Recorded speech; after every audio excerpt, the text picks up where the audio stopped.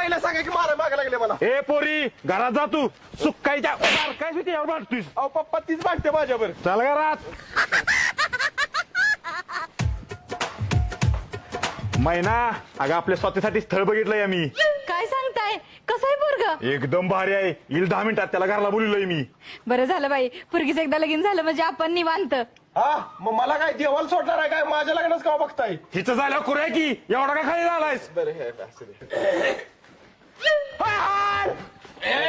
घबरत आया या पाहुणे. मी आत्ताच्या स्थळाबद्दल बोललेलो ती ही आहे. पप्पा ही स्थळ आहे, ह्याच्या अंगावर तर ढिगाण मळ आहे. माझ्या खिशात गळ आहे, आत नेऊन अडकून तुला गबास. पुरी नमस्कार कर. हो पप्पा, पण त्यांनी नुसती कपडेच पाठवली ती वाटतं. नवरा मुलगा कुठे आहे? आहे की अय पोरा ये. इकडे आहे मी. हा ये जरा पाहुणा असं जावा म्हणजे दात दिसलं म्हणजे आम्हाला दिसला. काका नमस्कार. काका मुलगा आला नाही काका तुमचा? मीच आहे नवरा मुलगा. ए बुरट्या नवरा मुलगा झाई येऊ. वय किती आहे तुमचं? 23 वर्ष. शिल्लक राहिलेलं सांगू नको. चालू सांग. चालूच वय माझं 23 वर्ष. पप्पा मला नाही पोरग पसंत. पप्पा मला पण नाही पोरग पसंत. तू करायचं यावर लगीन? नाही. मग गबास किरा ताळ्या. पप्पा दाजी म्हणून सुद्धा मला पसंत नाही पोरग. पोरा अरे पोरग लय श्रीमंत आहे. लगीन झालं तुला बुलेट घेऊन देणार आहे. काय सांगताय? दाजी माझा लाडका माझा दाजी उभा काय तुम्ही बसा दाजी. अहो मला पण पोरग पसंत नाही. अगं नवरा मुलगा तुला लगीन झाल्यावर 5 तोळे सोन्याच्या पाटल्या करणार आहे. सोन्याचा का माझा जावई बापू, चला तुम्हाला कॉफी करून आणते. फक्त तुम्ही एकदा हसा आणि मला सरळ सरळ दिसा. आधी तुम्ही तुमच्या डोळ्याची चिपड पुसा, मग मी तुम्हाला दिसेल.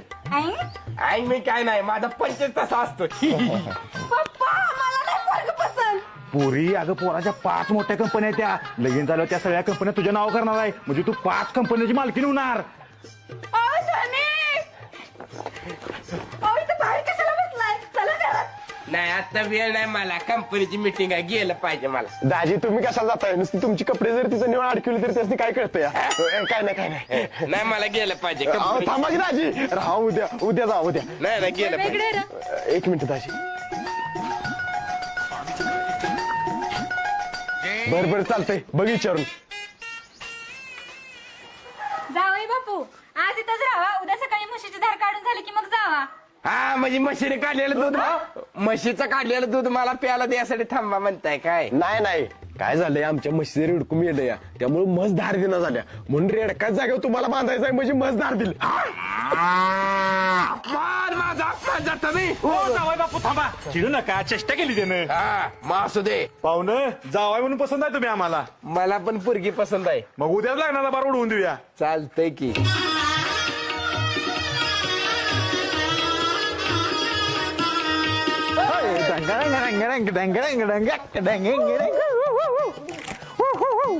बरं सासरे बुवा, मी वडिलांच्या मर्जी विरुद्ध लग्न केलंय, त्यांचा राग शांत झाला का बघून येतो जरा. बर आलंच.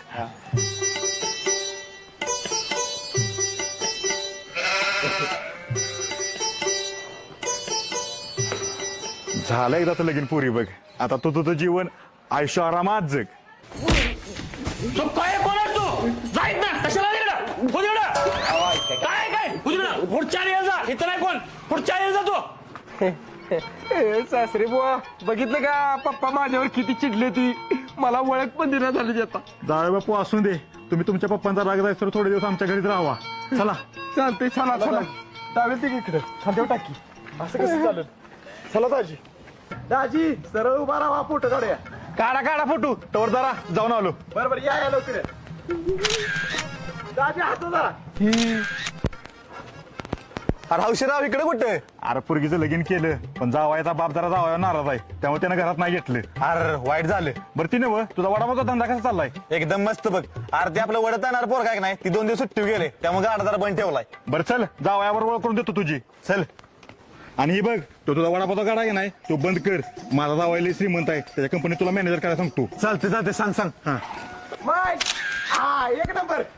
जावाय बापू ह्यो माझा मित्र रंगा. तू ओळखतोस ना? अरे होच माझ्या गाड्या वडता असतो या.